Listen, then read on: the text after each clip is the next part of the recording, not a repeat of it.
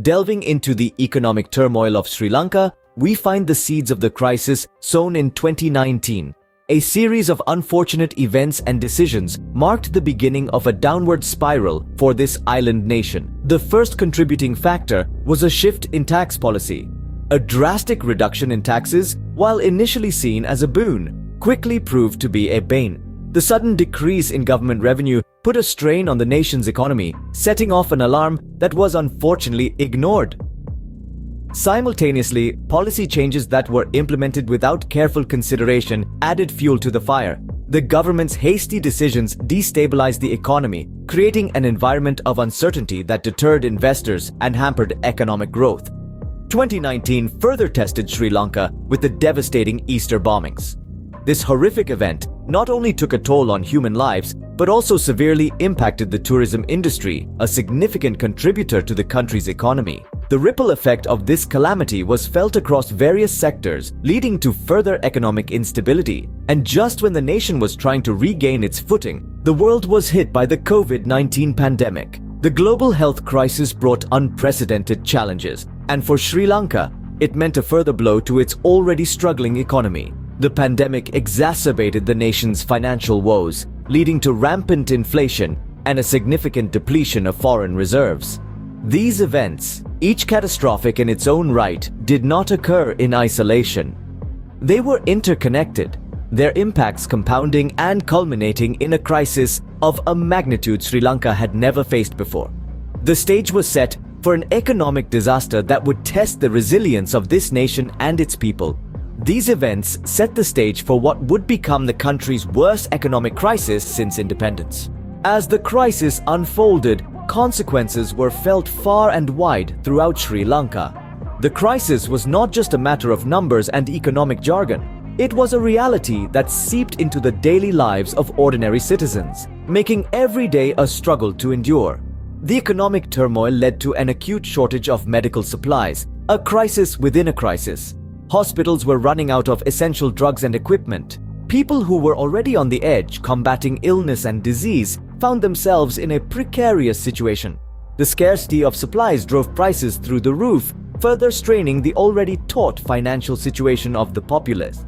The cost of living soared as well. From groceries to gas, every commodity saw a sharp increase in its price. The cost of goods became a towering worry for every household in Sri Lanka. Simple, everyday items turned into luxuries that many could not afford. The price hikes were not just a result of the economic crisis, but they also added fuel to it, creating a vicious cycle that seemed almost impossible to break. The strain on the economy was palpable, and the lives of ordinary citizens were caught in the crossfire.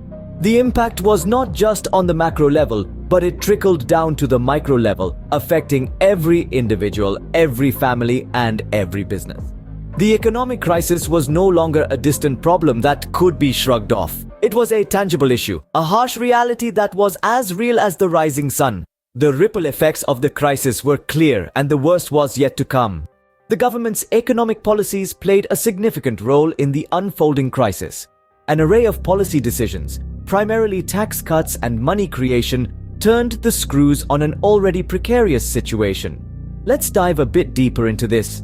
The government, in an attempt to spur growth, enacted substantial tax cuts. This might seem like a good move on the surface. After all, who doesn't appreciate lower taxes? But it's a double-edged sword. Tax cuts can stimulate economic activity, yes, but they also deplete the government's revenue. And when the government's coffers are running low, it struggles to fund public services and repay debts. Next, let's talk about money creation, or as it's often called, money printing. This is when a government pumps more money into the economy. The idea is to boost spending and stimulate the economy. But here's the catch.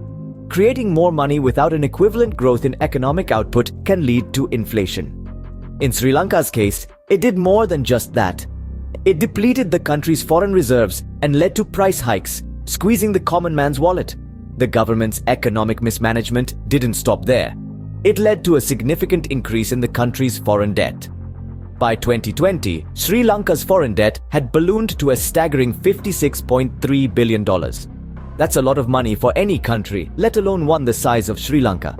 And with such a colossal debt, the country struggled to meet its financial obligations. These policy decisions, combined with other factors, created a perfect storm. The government's revenue was dwindling because of tax cuts. Its reserves were depleting due to money printing, and its debt was mounting because of economic mismanagement. With debt mounting and reserves dwindling, Sri Lanka found itself on the brink of insolvency. In 2022, the crisis reached a tipping point when Sri Lanka defaulted on its sovereign debt. This default was not just a mere stumble, but a resounding fall that echoed across international financial markets. Imagine a domino effect, where one piece falls, causing a chain reaction. That's what happens when a country defaults on its sovereign debt. This default meant Sri Lanka was unable to make its scheduled debt repayments. The country found itself in a financial gridlock, struggling to meet its financial obligations. A sovereign debt default is like a scarlet letter in the world of finance, signaling to investors and institutions that the country is a risky venture. It leads to a loss of confidence, and it can make it more difficult and expensive for the country to borrow money in the future. In a desperate attempt to mitigate the crisis, Sri Lanka received a $4 billion credit line from India. This was a lifeline, a temporary relief to the suffocating economic pressure. But this was not a solution, rather a band-aid applied to a wound that required more than just a quick fix. The credit line helped to ease immediate financial pressures, but it couldn't address the underlying issues that led to the crisis in the first place. The sovereign debt default was more than just an economic event.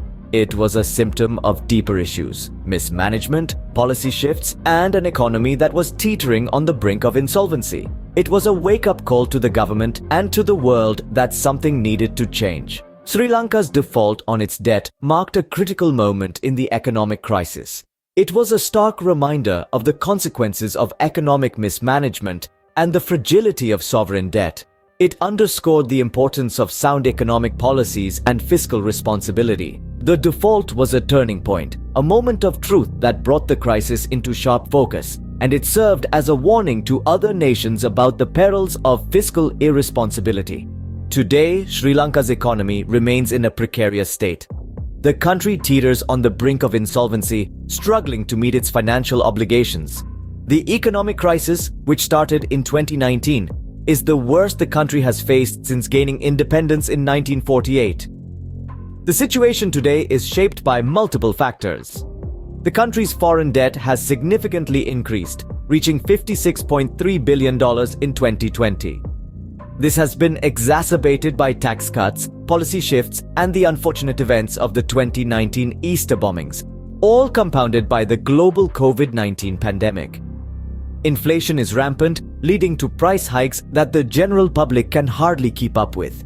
The country's foreign reserves are depleted, and there are shortages of essential items, including medical supplies. This has created a dire situation for the people of Sri Lanka, who are bearing the brunt of this economic crisis. In the face of this crisis, there are potential solutions and steps that need to be taken to restore economic stability. These include prudent fiscal management, reversing the damaging policies that contributed to the crisis, and seeking international assistance. In 2022, Sri Lanka received a $4 billion credit line from India, a step towards financial recovery. However, recovery will not be quick or easy. It will require a concerted effort from the government, the private sector, and the international community. It will also require a shift in policy, moving away from short-term fixes and towards long-term, sustainable solutions. The economic downfall of Sri Lanka serves as a stark reminder of the damaging effects of economic mismanagement and external shocks. It's a lesson in the importance of prudent fiscal policy, the risks of over-reliance on foreign debt, and the devastating impact of unexpected events like the COVID-19 pandemic. As we watch Sri Lanka navigate this crisis, we are reminded of the importance of economic stability, not just for a country's economy, but for the well-being of its people.